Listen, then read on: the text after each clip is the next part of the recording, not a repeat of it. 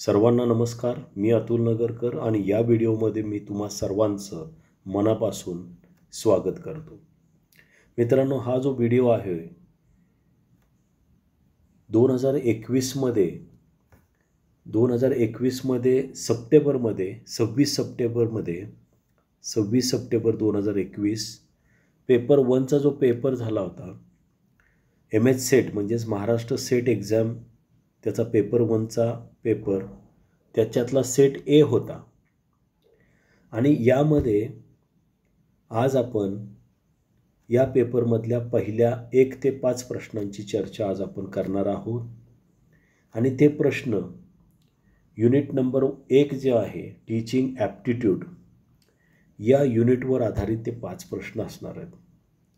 हा असा युनिट आहे की या युनिटमध्ये जर तुमचा अभ्यास चांगला असेल आणि तुमचं लॉजिक जर चांगलं असेल किंवा लॉजिक लावून जर तुम्ही उत्तर लिहिलं तर तुम्हाला पैकीच्या पैकी मार्क मिळतील. सर्वसाधारण प्रत्येक युनिटला 5 प्रश्न असतात, म्हणजेच 10 मार्क असतात. प्रत्येक प्रश्नाला 2 मार्क, असे तुम्हाला 10 मार्क आरामात पैकीच्या पैकी मार्क मिळतील.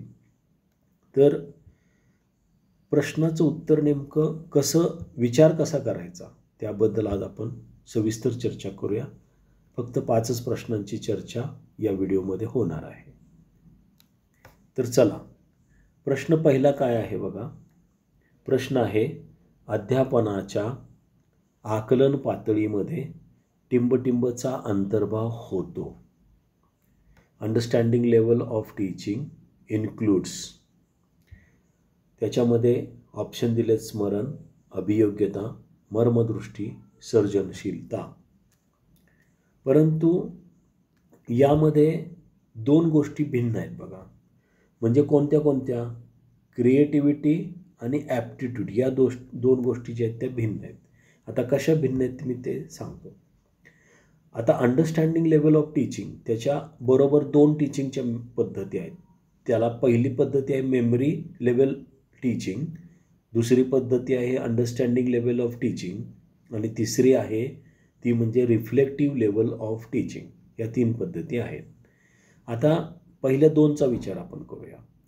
पहिली जी मेथड आहे मेमरी लेवल ऑफ टीचिंग, तर त्याच्यावर फॅक्च्युअल इन्फॉर्मेशन आपल्याला माहिती असते, म्हणजे फॅक्ट असतात. बऱ्याच फॅक्टचा अभ्यास मेमरीमध्ये करायला लागतो, म्हणजे स्मरणावर आधारित ती अध्यापन पद्धती असते. त्याच्यामध्ये जास्त विचार करावा लागत नाही, जास्त समजून घेण्याची गरज नसते. अशा पद्धतीची प्राथमिक एक टीचिंगची पद्धती आहे, ती म्हणजे मेमरी लेवल. त्याच्या पुढची जी स्टेज असते त्याला अंडरस्टँडिंग लेवल म्हणतात. म्हणजे तुम्हाला तो कंटेंट समजला आहे का, आणि तिथं मात्र इन्साईट्सचा भाग येतो. म्हणजे काय की आता समजा मी असा प्रश्न विचारला की हा आजार म्हणजे कुठला आजार, एखादा आजार घेऊया, हिवताप होण्याची कारणे कोणती आहेत. मग हिवताप का होतो याची कारणं कुठली आहेत, ती जर तुम्हाला समजली असतील तरच तुम्ही लिहू शकता. पण मेमरीमध्ये तसं होत नाही. महाराष्ट्र राज्याची राजधानी टिंबटिंब ही आहे, मुंबई आहे. मग तुम्हाला ते आरामात त्याचं उत्तर माहीत असेल तर तुम्ही आठवून ते देऊ शकता.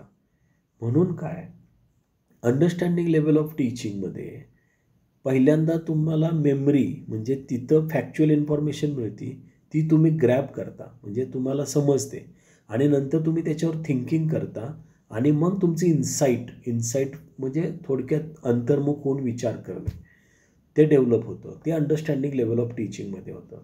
म्हणजेच काय, तर इथं मेमरी आणि इन्साईट या 2 लेवलचा अंतर्भाव कुठं असतो, अंडरस्टँडिंग लेवल ऑफ टीचिंगमध्ये असतो. म्हणून आपलं उत्तर सी येणार आहे. सीमध्ये काय लिहिलेलं आहे, 1 and 3. म्हणून सी हे उत्तर असणार आहे. 1 आणि 3 उत्तर काय असणार आहे, सी असणार आहे. म्हणजेच काय, अध्यापनाच्या आकलन पातळीमध्ये मेमरी आणि इन्साईटचाच अंतर्भाव होतो, स्मरण आणि मर्मदृष्टीचा अंतर्भाव होतो. आता हा प्रश्न खूप इंटरेस्टिंग आहे बघा. प्रश्न काय आहे, मानवाच्या जीवनातील सर्वोच्च बौद्धिक सुपीकतेचा काळ टिंबटिंब हा होय. आता हे वर्ड टू वर्ड ट्रान्सलेशन केलेलं आहे. पण इंग्लिशमध्ये बघा काय विचारलं आहे, the most intellectually fertile period of human being is, आणि ऑप्शन दिलेले आहेत चाइल्डहूड, त्यानंतर ॲडॉलसन्स, ॲडल्टहूड आणि ओल्ड एज. मराठीमध्ये बालपण, कुमारावस्था, प्रौढावस्था आणि वृद्धत्व हे दिलेलं आहे. आता याच्यामध्ये आपल्याला पहिला प्रश्न पडतो की हे जे बालपण आहे, हे कुमारावस्था आहे, ही प्रौढावस्था, वृद्धत्व आहे, याच्या स्टेजेस काही सायकोलॉजीमध्ये दिलेले आहेत का? तर बरोबर आहे, दिलेले आहेत. मग पहिल्यांदा आपण जाता जाता हे विचार करूया की त्याच्या स्टेजेस कुठले कुठले. तर त्याच्या स्टेजेस आपण बघूया. पहिली स्टेज आहे इन्फान्सी. इन्फान्सीमध्ये बाळाचा जन्म होतो आणि त्याला थोडं बोलता येतं, चालता येते. ही स्टेज असते ती इन्फान्सी स्टेज असते. त्याच्यानंतर जी स्टेज येते ती चाइल्डहूड असते.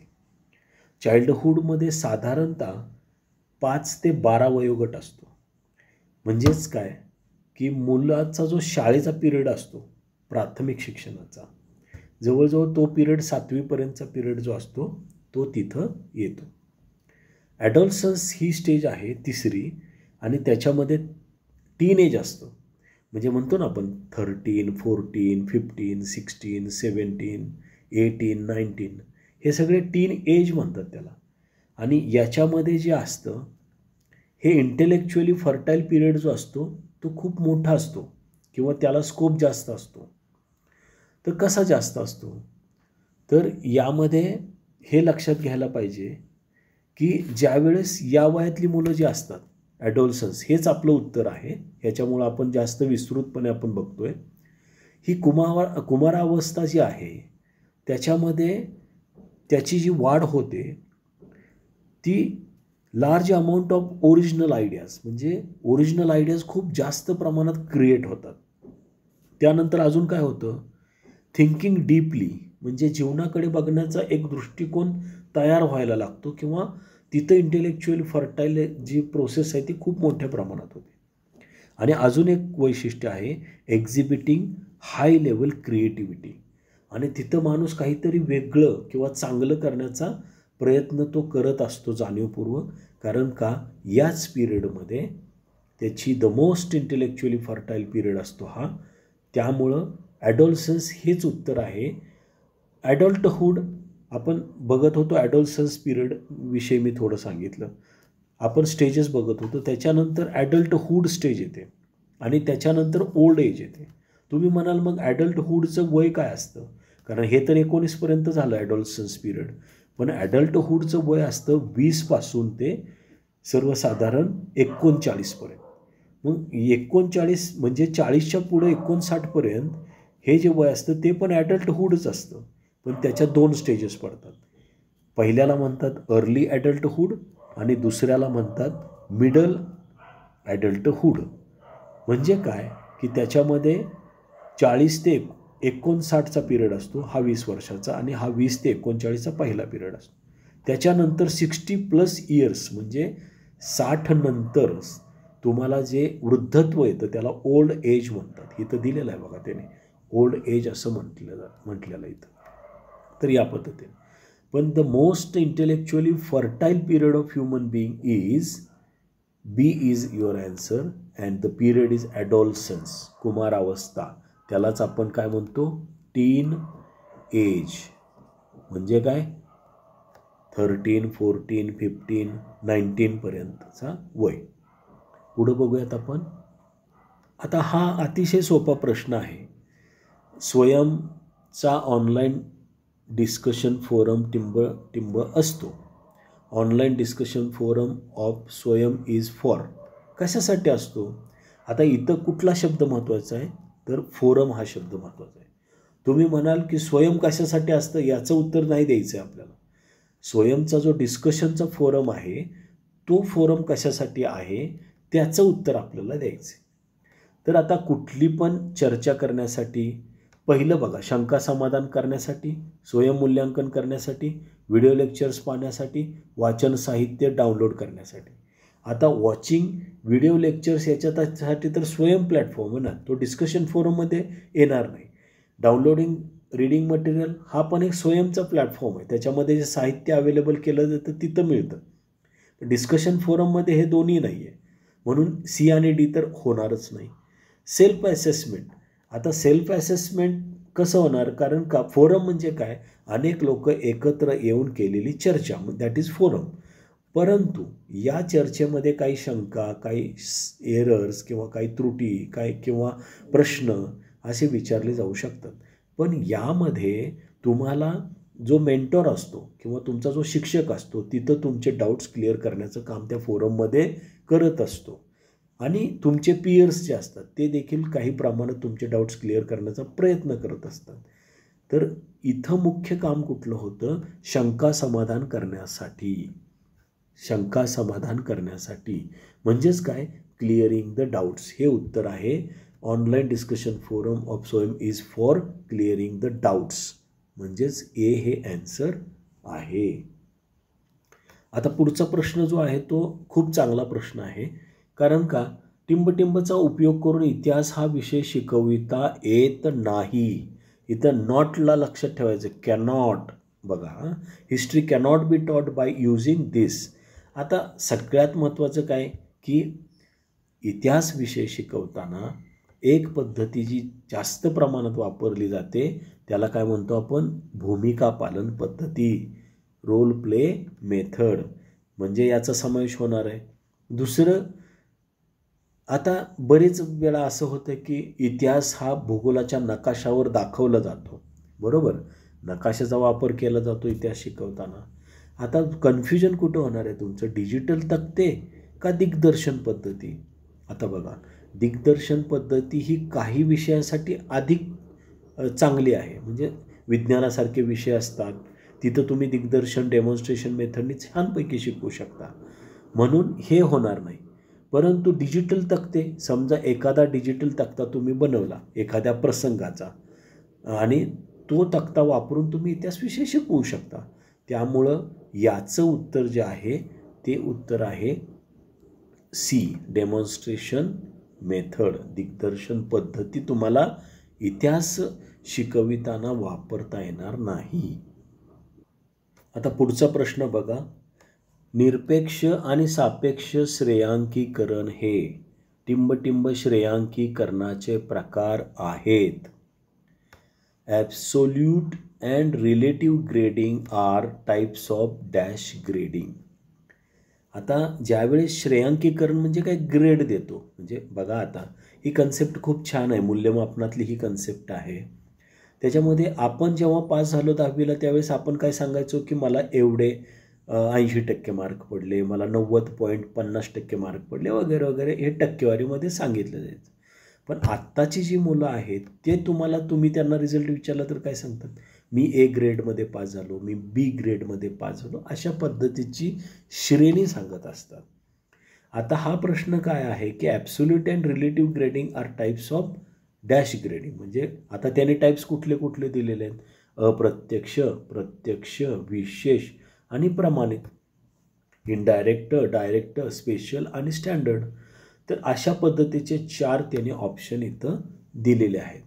मग इथं जे आहे ते इनडायरेक्ट ग्रेडिंग हे उत्तर आहे. इनडायरेक्ट ग्रेडिंग काय आहे, हे उत्तर आहे.